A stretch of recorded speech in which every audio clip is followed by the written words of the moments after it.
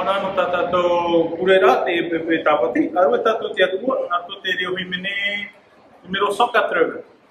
Numero handere e bahu.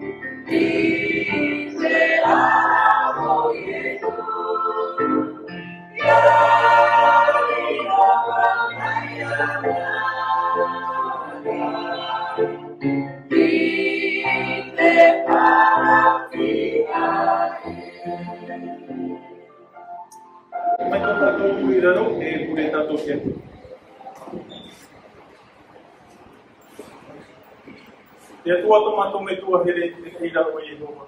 Ia tomato turi te ne pepe tapati te hamatura tu ne mato ia o e na muaro atu te e hana tapati api. Ta o e horo o mai ane ne mato ia mui o tui ta o e whare te e pepe tapati. O te aru e ka e whaate te kato e o. Hamanuro atu ia o e no te e mao tumu prau atu o tamato e whaini ni te tua tapapa. Ia horo o mai rau e marmarmar tu te tomato te e tien. Ana e rau me te tuha. Ia iriti mai o e tomato a ia nini mato ia whari me te ita prau. Ia nini a tomato ia whaahipa ta ia prau. E tamato pure mo ia oi. Whari e whaore me te reira o tamato karana tu te oi e tu e pure mato ia oi. E te turura ato e ra wāgo mai te. Amen.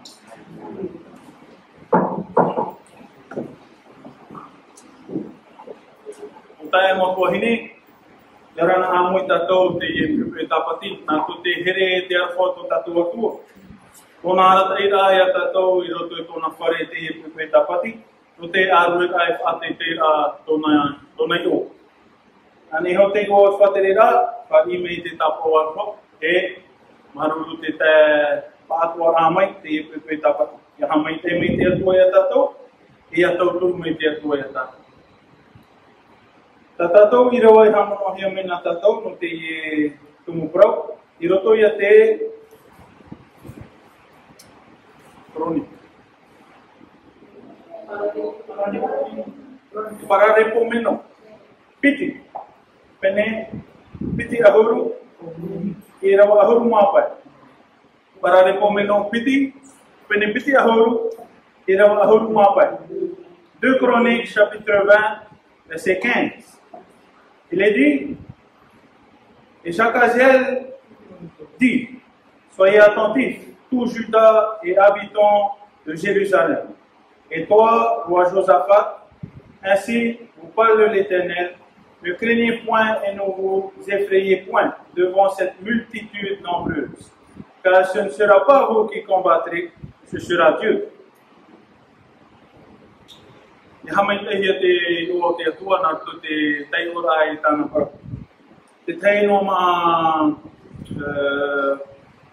Te profara no aroga, vera tatato amka oro, ni te hora piti, te ahote.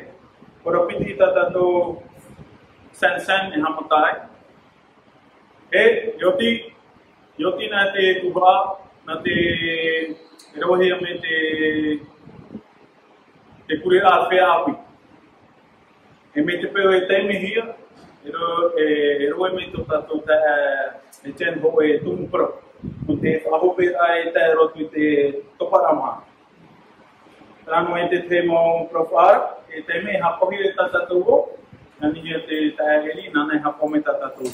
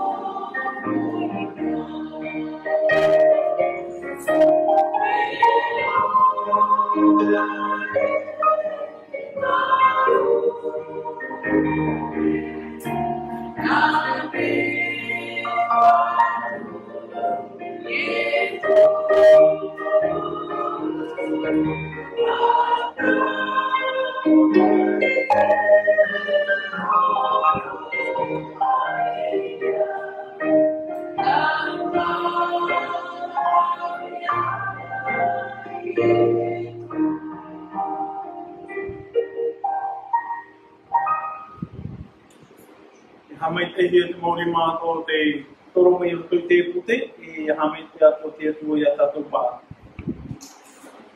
Te me hapohia me ta tatou kurera na to tatou te echet, te teino mā prof ara, te mau metua ta pia tau tomo tomari, e hau tina toi whare kure, tatou wharo mai te, i hamai te me te atua i a tatou. Amen.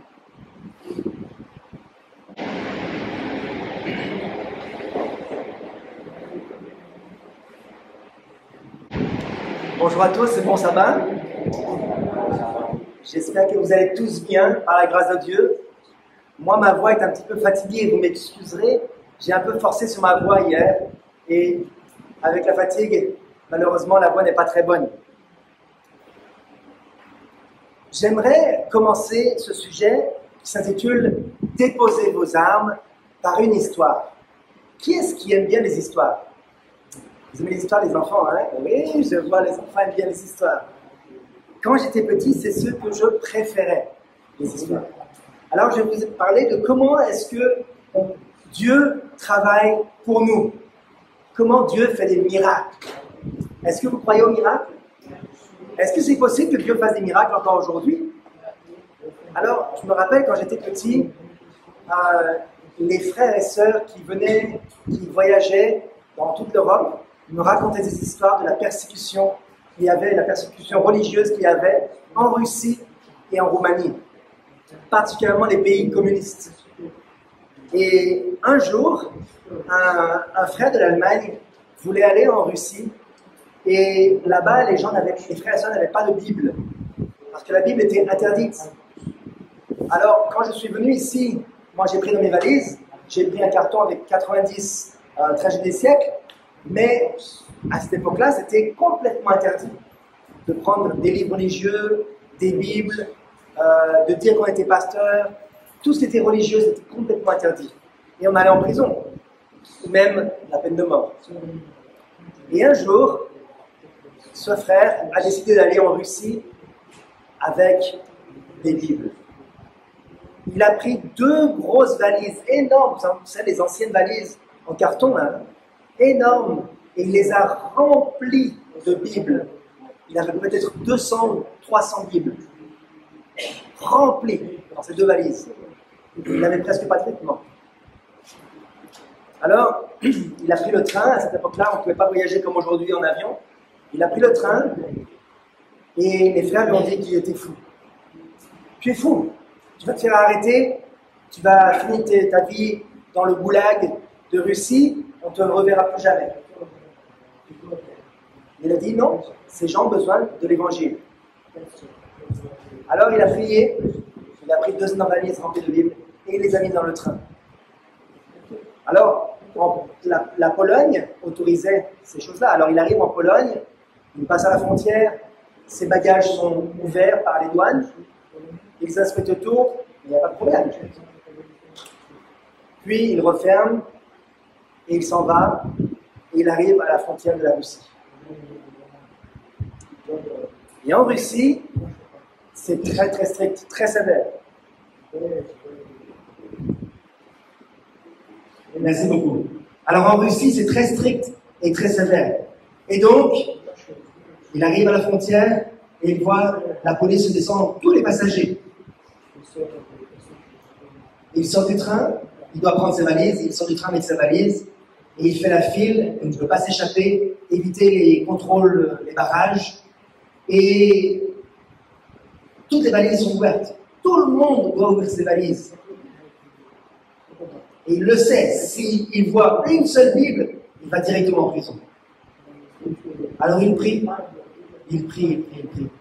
Et arrivé au poste de douane, il emmène ses valises.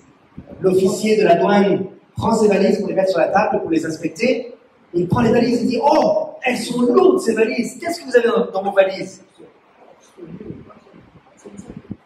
Qu'est-ce qu'il dit le frère? Il dit « J'ai 200 Bibles. » Et le douanier trouve ça tellement drôle, tellement hilarant, parce que personne n'aurait eu l'idée, non seulement d'amener des Bibles, mais en plus de le dire. Il trouve ça tellement drôle, il se met à rire. Il dit à son ami, « Hey, il y a 200 Bibles dans ces valises !» Il trouve ça tellement drôle qu'il lui dit, « Vas-y, tu peux y aller. » Et il n'ouvre même pas les valises. Est-ce que vous pensez que Dieu est un grand Dieu, qu'il est capable de faire des miracles? Moi, je le crois. Une autre expérience, et après je raconterai une dernière histoire à la fin. Une autre expérience, c'est quand nos frères et sœurs en Roumanie devaient à nouveau faire venir les écoles du sabbat. On ne pouvait pas introduire des écoles du sabbat dans le pays. Où les valises étaient cherchées. On cherchait dans toutes les valises. Donc, nos sœurs allaient en Roumanie, traverser la frontière pour aller du côté libre, du côté qui n'était pas communiste dans notre pays, et elles cousaient dans le revers des vêtements, à l'intérieur de la doublure du vêtement, elles cousaient le texte de l'école de sabbat. À la main, elles cousaient les lettres. Vous savez à quelle vitesse ça va pour coudre? Les lettres, elles écrivaient au fil pour que quand on touche, on ne sente rien. L'officier voit juste du fil, il ne sent rien. S'il sentait du papier dans la doublure, c'était connu. Alors, il allait déchirer la doublure et il allait voir. Mais là, il touchait, il ne voyait rien. Dans la doublure des vêtements, nos sœurs cousaient pendant des semaines et des semaines. Ici, les frères et sœurs qui traduisent en tahitien, ça prend du temps, vous savez ça. Hein? Mais vous écrivez ça à la main, c'est plus rapide. Et imaginez écrire au fil. Et les sœurs faisaient ce travail pendant plusieurs dizaines d'années et jamais ils n'ont été attrapés. jusqu'à ce que finalement le pays s'ouvre. Je crois en 1991 avec la chute de Ceausescu. Je crois. En tout cas, Dieu est capable de lutter à notre place. Il peut faire des grandes choses, des grands miracles. Le verset que nous avons lu se trouve dans 2 Chroniques 20, verset 15.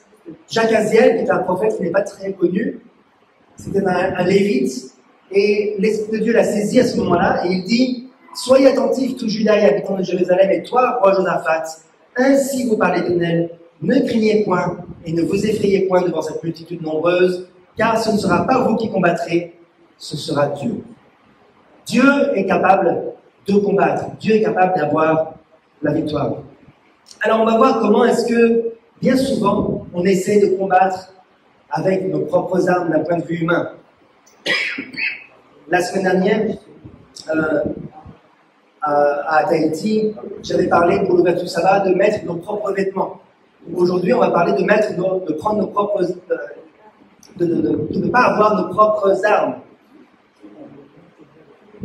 Regardez l'exemple de Saül.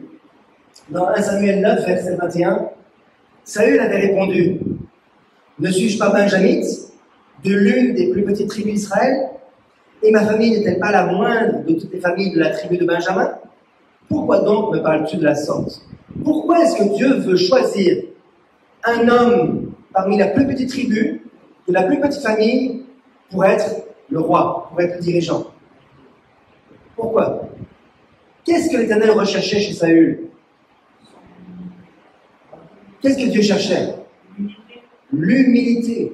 Saül était humble, c'était sa principale caractéristique. Il était grand, il dépassait tout le monde d'une tête. Il était fort. Naturellement, il était commandant. Mais Dieu ne cherchait pas ces caractéristiques-là. Dieu cherchait l'humilité. Et Saül avait énormément de potentiel pour être un dirigeant. Il avait toutes les compétences pour être un leader, pour être quelqu'un qui soit utilisé par Dieu. Et malheureusement, on le sait plus tard, il a commencé à agir sans Dieu. Il a agi sans suivre les instructions du prophète Samuel. Qu'est-ce que Samuel lui avait dit? Il avait dit quoi? Samuel avait dit « Attends-moi là 1 semaine, j'arrive. On va offrir le sacrifice ensemble et tu auras la victoire sur tes ennemis. » Il attendit 7 jours, selon le terme fixé par Samuel, mais Samuel n'arrivait pas à Gilgal. C'était le 7e jour. Est-ce que le 7e jour était terminé déjà? Non. C'était le matin. Le soir n'était pas encore arrivé. Et le peuple se dispersait loin de Saül. Donc les gens commençaient à l'abandonner. Ça vous est déjà arrivé en tant que dirigeant d'église ou dirigeant de famille, que la famille vous abandonne, que les frères et sœurs vous lâchent, alors vous comptez sur eux et ils vous abandonnent? Quelle est la tentation? La tentation, c'est de prendre le contrôle de la situation. Et c'est ce que Saül a fait. Alors Saül a dit, amenez-moi l'holocauste et le sacrifice d'action de grâce. C'est moi qui vais offrir le sacrifice. Et il offrit l'holocauste. Verset 10, comme il achevait d'offrir l'holocauste, voici Samuel arriva, et Saül sortit devant de lui pour le saluer. Samuel dit, qu'as-tu fait? Saül répondit, lorsque j'ai vu que le peuple se dispersait loin de moi, que tu n'arrivais pas au terme fixé et que les Philistins étaient assemblés à Michmash, je me suis dit, les Philistins vont descendre contre moi à Gilgal, et je n'ai pas imploré l'Éternel. C'est alors que je me suis fait violence et que j'ai offert l'holocauste. Donc, qui avait le droit d'offrir des holocaustes? Qui? Les Lévites. Seulement les Lévites. Et lui, oui, exactement, il était de la tribu de Benjamin. Il n'avait pas le droit d'offrir une offrande. Pourtant, il dit, je veux combattre avec Dieu. Je veux que Dieu m'accompagne. Mais au lieu de demander la présence de Dieu et d'attendre que Dieu arrive, il veut forcer la main à Dieu. Qu'est-ce qu'on fait bien souvent? Quand on prie, on demande quelque chose à Dieu. On demande, Seigneur, aide-moi. Okay? Viens à mon secours. Fais ceci, fais cela. N'est-ce pas? C'est ça qu'on demande. N'est-ce pas? Mais Dieu ne s'attend pas à ce qu'on lui donne des ordres. Dieu voudrait qu'on écoute ce que lui a à nous dire. C'est lui qui peut nous dire, va ici, va là, fais ceci, fais cela. Et lui voulait forcer la main de l'Éternel pour que Dieu l'accompagne. C'est comme un peu, vous savez, les catholiques portent des crucifix, des croix. C'est quoi le crucifix? C'est pour, soi-disant, les protéger. C'est pour forcer Dieu à les protéger comme un acte magique. Est-ce que le sacrifice, l'Holocauste, est un acte magique? Est-ce que c'est parce qu'on a fait l'Holocauste que Dieu va nous aider? Pas du tout. Alors, Samuel lui fait un reproche, puis il lui dit, va attaquer tous tes ennemis et dévoue tout par interdit. Ça veut dire quoi, dévouer par interdit? Ça veut dire tout détruire. Okay? Détruis tout. Pourquoi Dieu avait demandé de tout détruire? Hommes, femmes, enfants, animaux, les biens, les richesses, tout détruire. Pourquoi? Pour tester leur obéissance. Saül avait déjà chuté sur la question d'obéissance. Maintenant, Dieu veut tester Saül pour savoir si, oui ou non, il va obéir la deuxième fois. Mais Saül et le peuple épargnèrent le roi Agag et les meilleurs brebis, les meilleurs bœufs, les meilleures bêtes de la seconde portée, les agneaux gras et tout ce qu'il y avait de bon.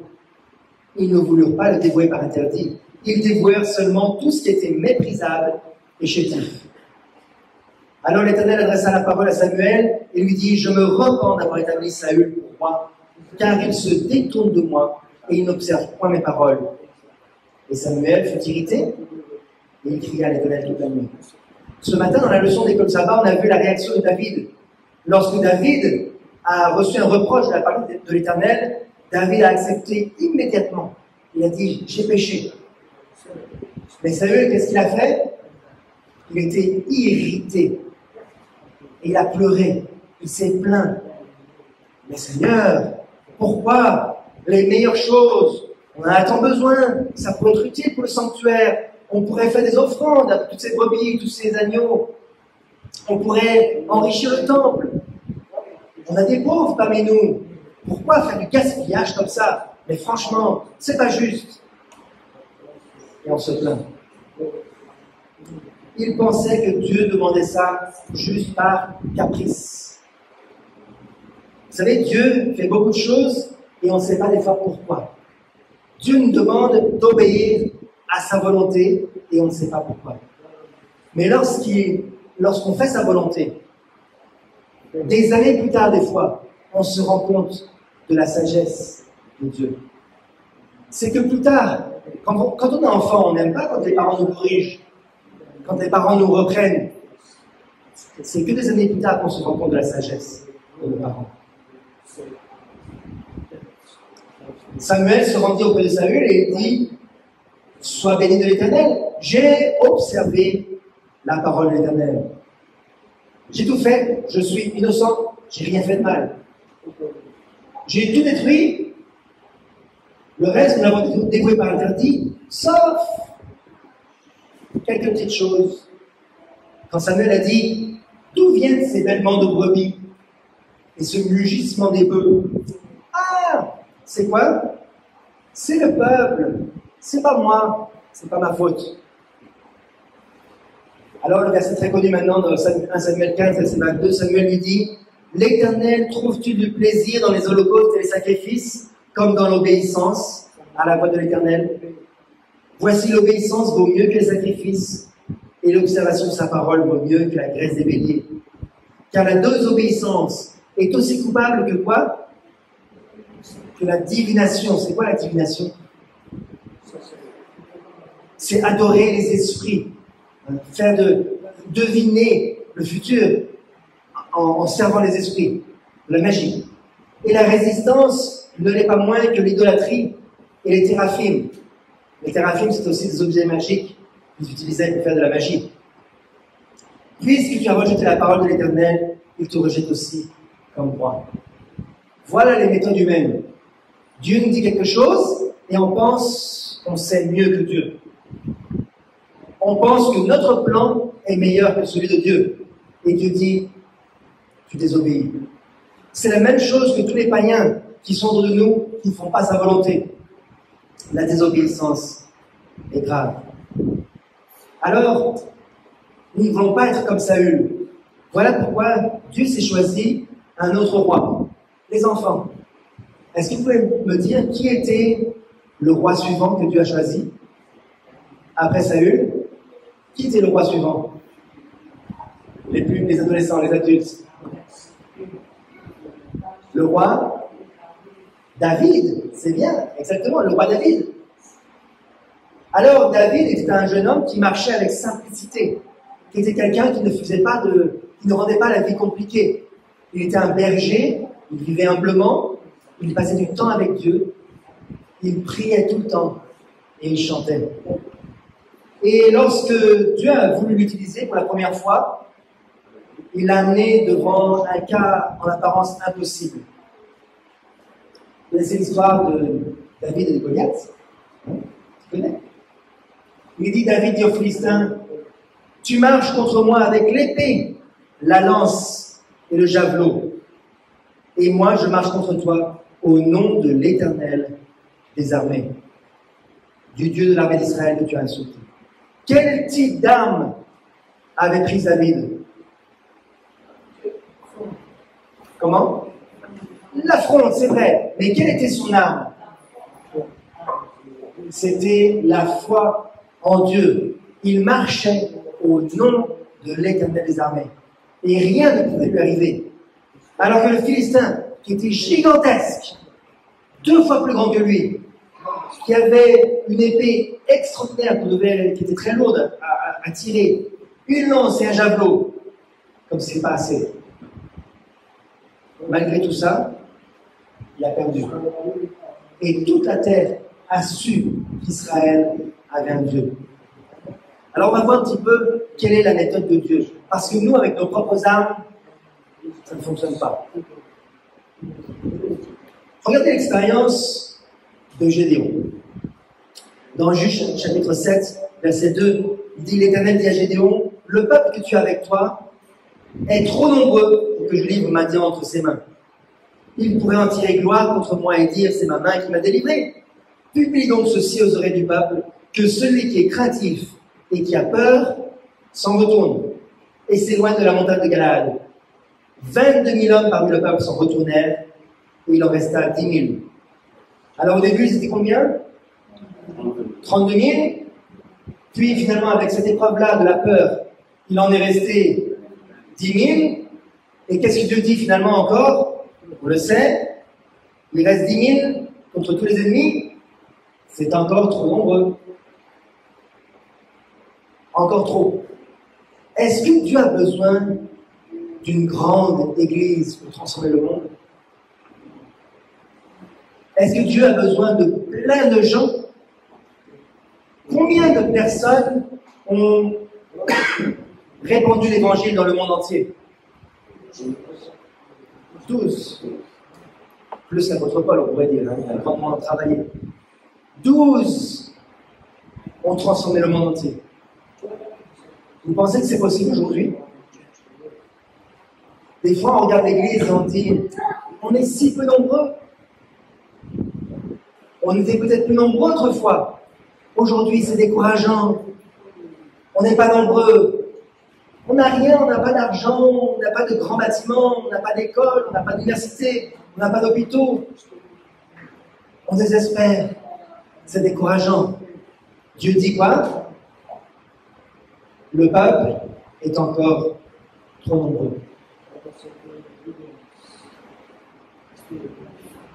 Et ceux qui ont lavé l'eau, Dieu les a renvoyés chez eux. Il a dit, c'est par les 300 hommes qui ont la paix que je vous sauverai et que je livrerai à Madian en toute émeute. Et tout le reste du peuple est rentré chez lui. Ça ne veut pas dire que Dieu ne pouvait pas utiliser ces gens-là. Hein? C'est pas parce que dans l'église, il y a des gens qui sont là que Dieu ne peut pas les utiliser. C'est pas ça que je veux dire. Mais simplement, Dieu veut des gens qui soient à son service à 100%, pas à moitié. Alors, les 300 hommes, qu'est-ce qu'il a dit? Les 300 hommes ont pris une lampe et une cruche et une trompette. Une trompette, ça sert à quoi? À annoncer, à avertir. La torche, ça sert à quoi? Illuminer, donner la vérité aux gens. Voilà ce que Dieu veut que nous fassions aussi, nous, à la fin des temps. Donner au monde l'avertissement et la lumière. Et à cause de ces 300 hommes qui étaient fidèles à Dieu, qu'est-ce qui s'est passé? Les ennemis ont fait quoi? Lorsqu'ils ont sonné de la trompette et éclairé la lumière, l'Éternel leur fit tourner l'épée les uns contre les autres. Le camp s'enfuit jusqu'à Beth-Shitta, vers Tséréa, jusqu'au bord d'Amel Béola, près de Tabat. Et ils se sont tués les uns les autres, et ceux qui restaient se sont enfuis. Est-ce que vous savez combien étaient les ennemis? Qui peut me dire? Qui peut me dire combien étaient les ennemis? Au début, le peuple d'Israël était trop nombreux, et Dieu a réduit le nombre, jusqu'à 300. Combien étaient les ennemis? 135 000. 450 fois plus nombreux. Vous imaginez, vous, tout seul, si vous aviez une épée, moi je ne sais pas que ça donne une épée, mais j'ai une idée. Peut-être que si je devais le faire, si Dieu me donnait l'ordre, peut-être que je pourrais tuer une ou deux personnes armées. Mais 450 personnes. Imaginez que vous êtes tout seul, 450 personnes autour de vous, et vous devez les tuer.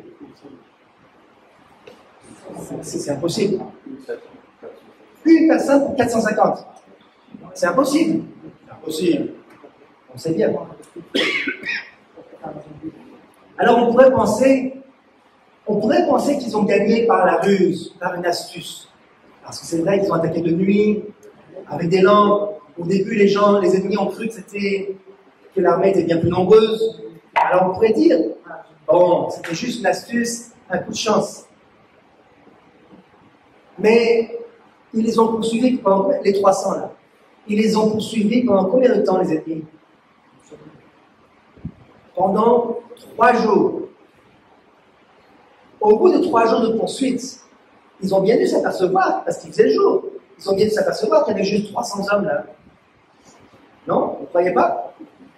Ils ont dû les voir, juste ces 300, et eux qui étaient, peut-être étaient encore 50 000, peut-être même 10 000, peut-être même juste 1000. Ils ont bien dû s'apercevoir qu'il y avait juste 300 hommes. Pourquoi est-ce qu'ils ne sont pas retournés en arrière et ont combattu? Parce qu'ils savaient que le peuple d'Israël était serviteur du vrai Dieu. J'aimerais vous montrer ici une représentation de l'armée de Gédéon, les 300 hommes. Vous voyez ce petit point ici? Hein? Ce petit point là? Ça, c'est l'armée de Gédéon. Okay? Maintenant, j'aimerais vous montrer l'armée ennemie en faisant un cercle.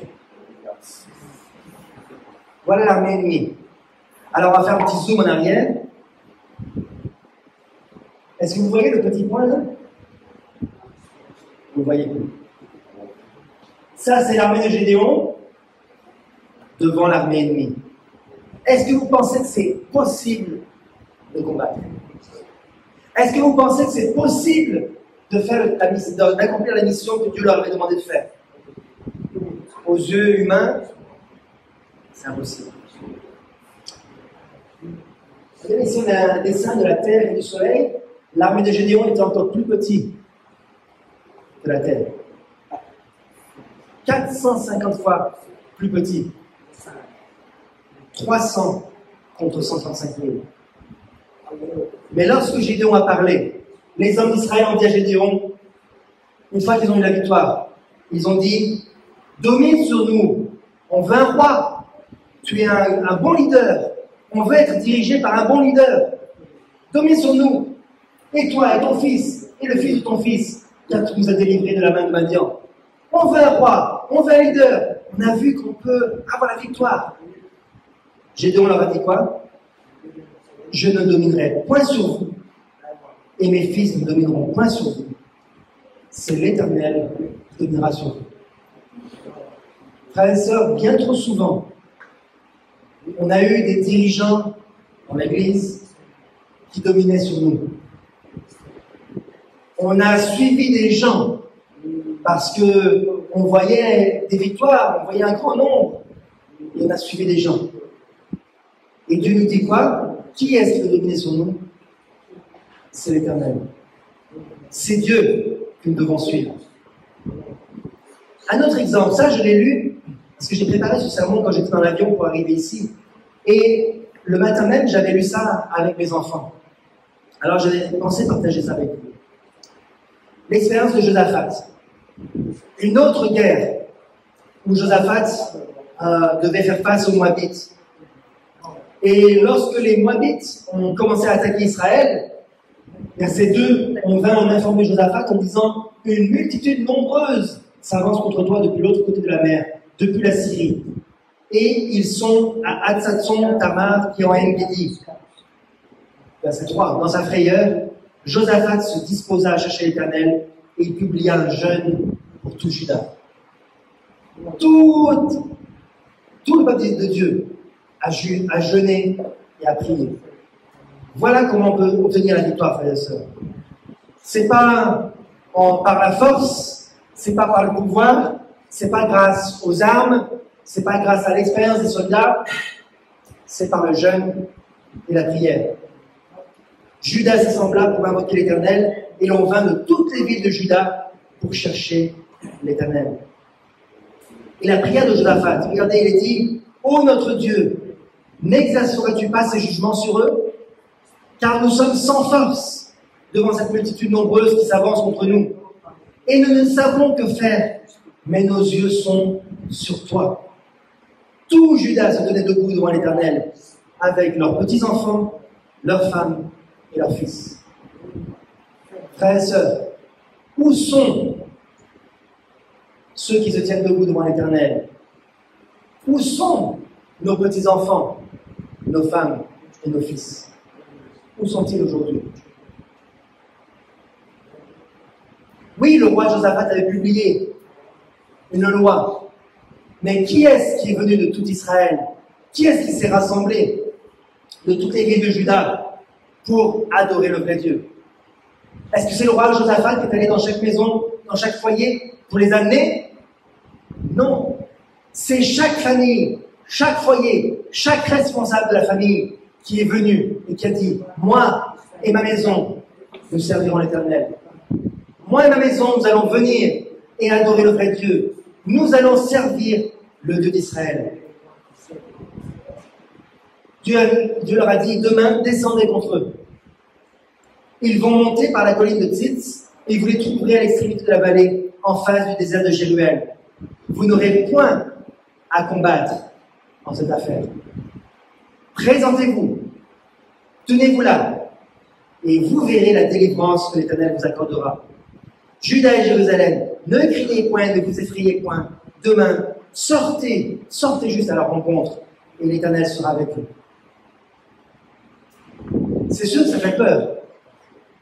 Je ne sais pas si ici vous avez vécu la guerre. Je ne pense pas. Je pense que ça fait très longtemps qu'il n'y a pas eu de guerre ici, n'est-ce pas? Très très longtemps. Moi, ma grand-mère m'a souvent raconté, lorsqu'elle passait par la Deuxième Guerre mondiale, les moments où elle a traversé un jour, elle traversait la frontière sous les balles. Les Allemands tiraient et les Polonais lui tiraient dessus. Les deux lui tiraient dessus pendant qu'elle zigzaguait. Elle avait peut-être 5 ou 6 ans. Et elle zigzaguait entre les balles. Tous les membres de sa famille. C'est effrayant de devoir faire face à un danger. C'est effrayant de devoir servir l'Éternel, de ne pas savoir vraiment comment le servir au mieux. Ça fait peur. Mais Dieu avait dit, présente-toi simplement. Sois juste, présent, et tu verras le miracle qui va s'accomplir.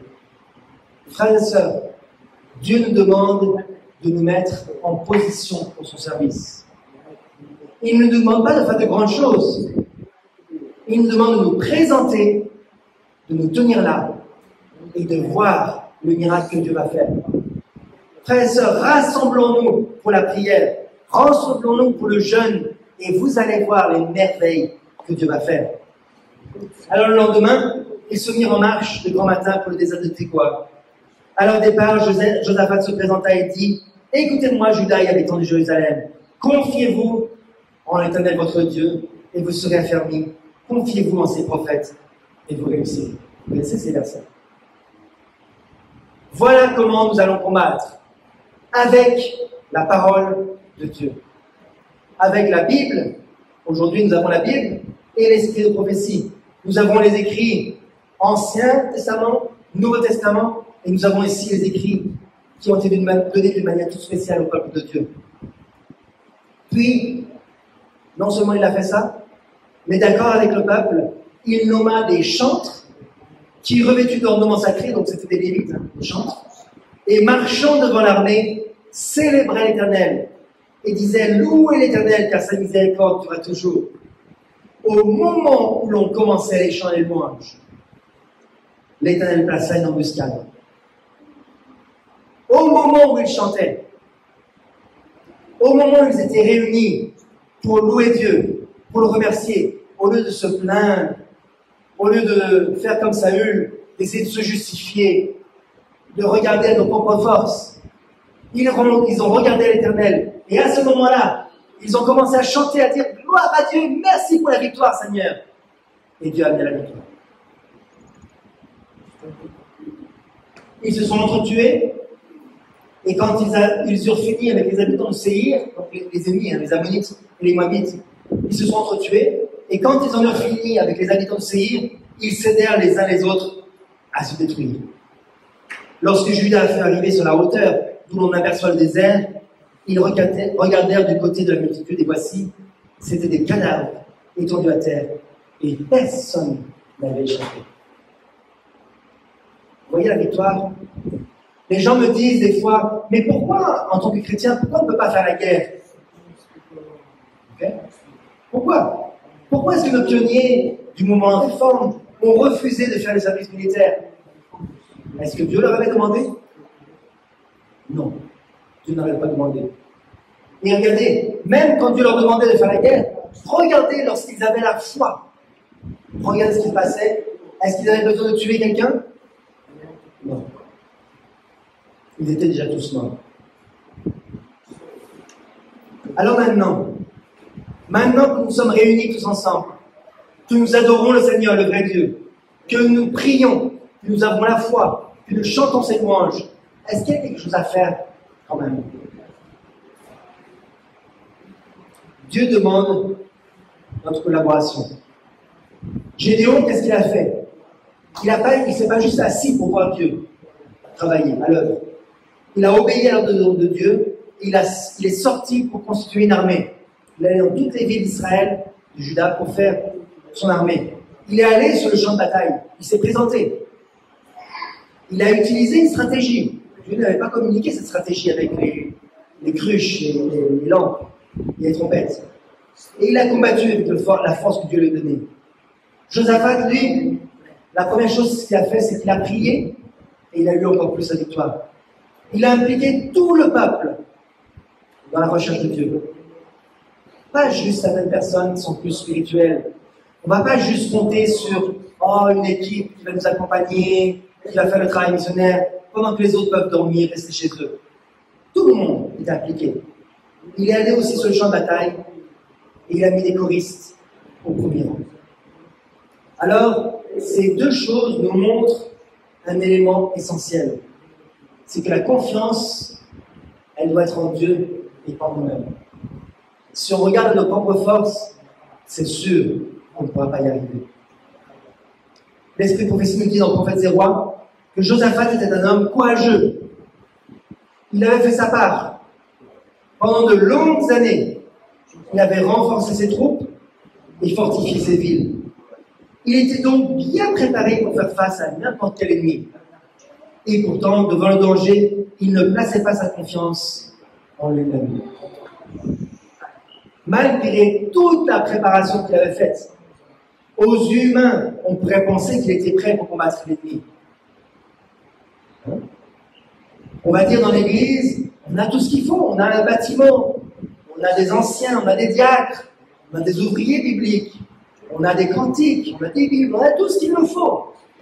On pourrait penser qu'on est prêt. Est-ce qu'on est prêt pour combattre l'ennemi?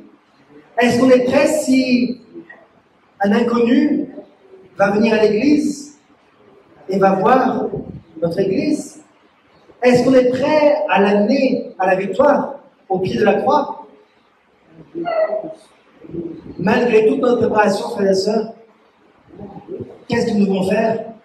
Nous ne devons pas placer notre confiance en nous-mêmes. Josaphat pouvait dire avec confiance au Seigneur, nos yeux sont sur toi. Pendant des années, il avait appris à son peuple à se confier en celui qui était si souvent intervenu dans le passé pour sauver ses élus d'une destruction totale.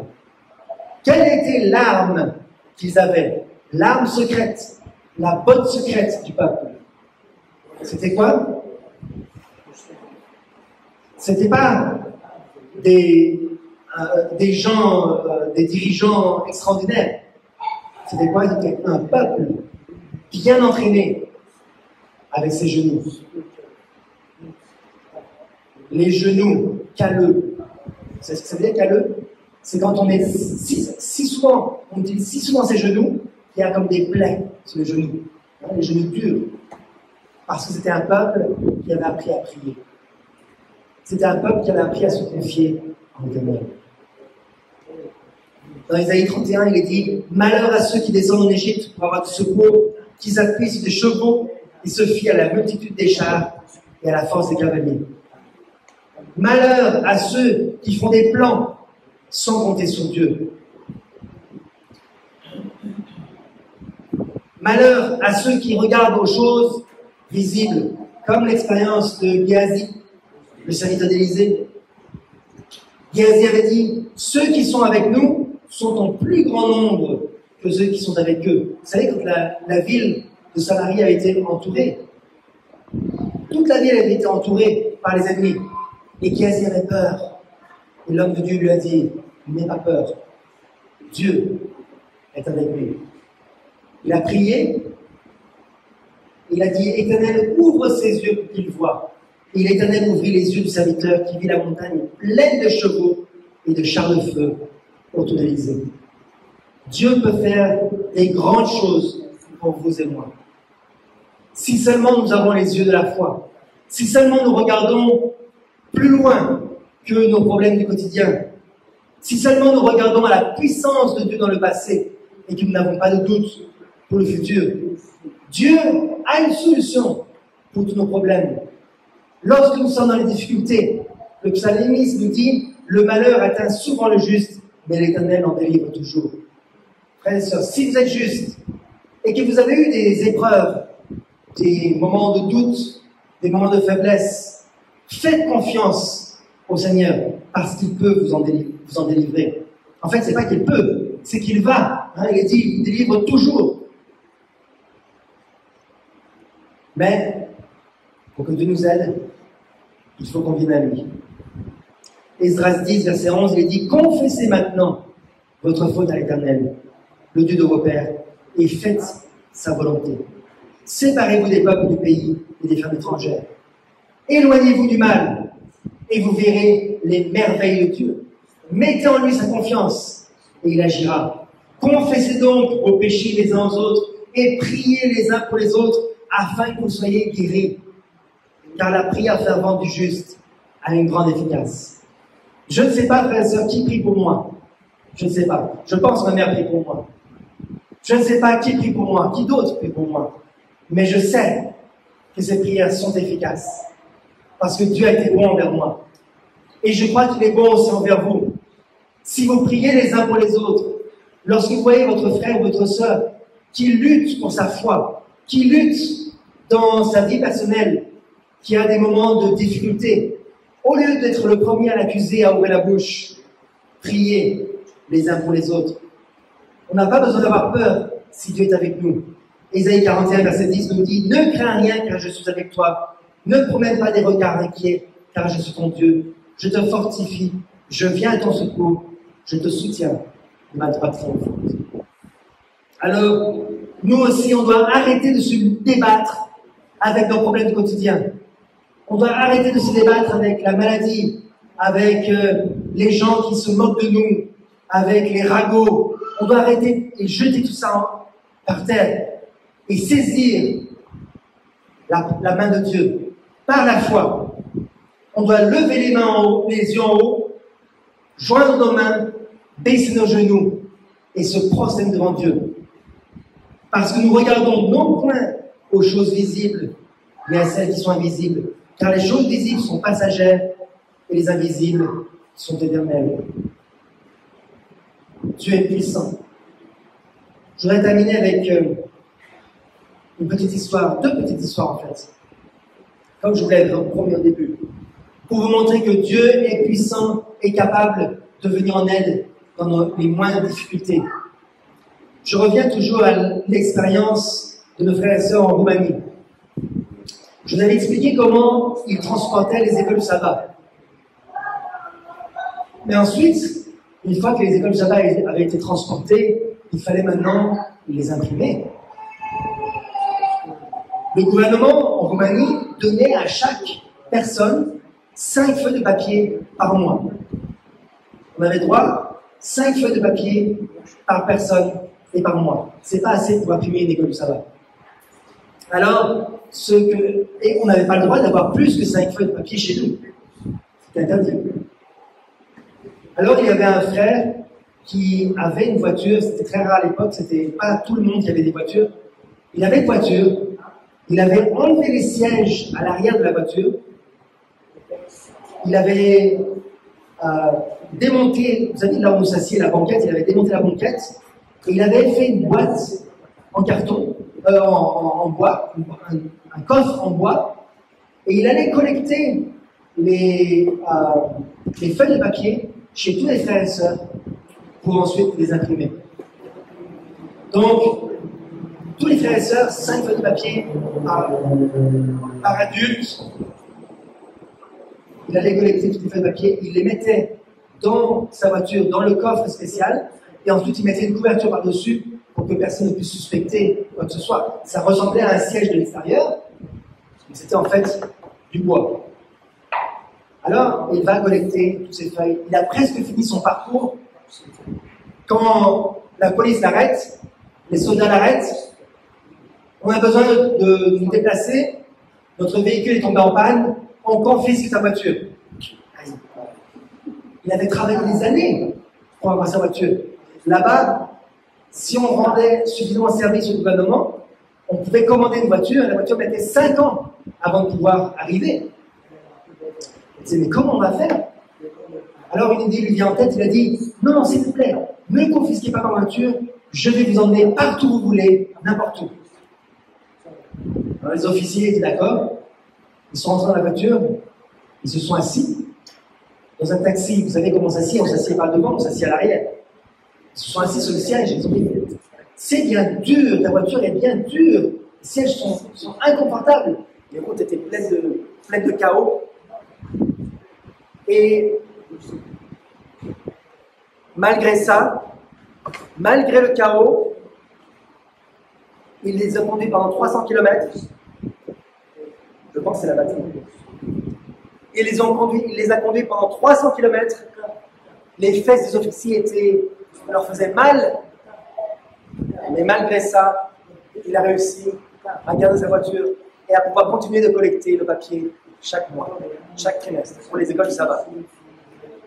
Une fois que le papier était collecté, une autre expérience, vrai, hein, toujours vrai, une autre expérience. Lorsque le papier était collecté, il fallait maintenant l'imprimer. Alors une sœur prenait 5 feuilles de papier et elle les mettait dans une machine à écrire et elle tapait avec la machine à écrire. Merci. La sœur tapait avec la machine à écrire. Elle tapait très fort sur chaque lettre pour que sur la première feuille, bien sûr, il y a l'encre de la machine à écrire, mais sur les feuilles suivantes, il n'y avait pas d'encre, il y avait juste la forme des lettres sur le papier. Elle tapait très fort chaque lettre. Alors ça faisait du bruit. Et les voisins avaient entendu le bruit de la machine à écrire. C'était interdit de posséder des machines à écrire. La sœur avait réussi à la cacher. Chaque fois qu'il y avait des visiteurs qui venaient ou des gens, elle cachait vite la machine à écrire dans la chambre et personne ne l'avait trouvée encore. Et un jour, les voisins l'ont dénoncée. Elle était en pleine traduction des écoles du sabbat. Elle avait la table de la cuisine remplie de papier et elle tapait avec sa machine à écrire très fort. Et on entend un coup à la porte. Les soldats qui frappent à la porte. Ouvrez tout de suite! On nous a dit qu'il y avait une machine à écrire ici. Elle ouvre la porte, elle n'avait pas le temps de cacher. C'était trop de papier, elle était toute seule, elle n'avait pas le temps de cacher les affaires. Elle laisse tout ça sur la table, elle va ouvrir, en espérant pouvoir convaincre les soldats de ne pas venir dans la cuisine, la pièce principale. Les soldats arrivent, ils disent, nous sommes là, parce que vos voisins nous ont dit qu'il y a une machine à écrire. On va fouiller toute la maison. Les soldats commencent à fouiller la maison, ils rentrent dans la cuisine, ils cherchent de partout, ils regardent dans les coins, ils regardent sur la table, ils regardent dans les placards, ils regardent de partout, dans le frigo, dans le congélateur, ils vont dans les chambres, ils regardent de partout à la maison, dehors, toutes les cachettes possibles. Et ils disent, mais on nous a menti, il n'y a pas de machine à écrire. Et ils ressortent. Et la machine à écrire trônait en plein milieu de la cuisine. Une chose incroyable. Comment est-ce qu'ils n'ont pas vu ça? Parce que Dieu les a rendus aveugles. Vous savez, quand j'étais petit, j'avais très peur que lors du retour de Jésus, on doit se cacher, s'enfuir, aller dans les montagnes. On va souffrir, on va pas avoir mangé, pas avoir d'eau. J'avais très peur de ça. Dieu peut faire des miracles. Il en a fait dans le passé, il en refera encore. N'ayons pas peur du futur, Seigneur, seulement si nous marchons avec lui, mes frères et sœurs. Si nous marchons avec Dieu, nous n'avons rien à craindre du futur. Que Dieu vous bénisse et qu'il vous donne sa paix. Amen.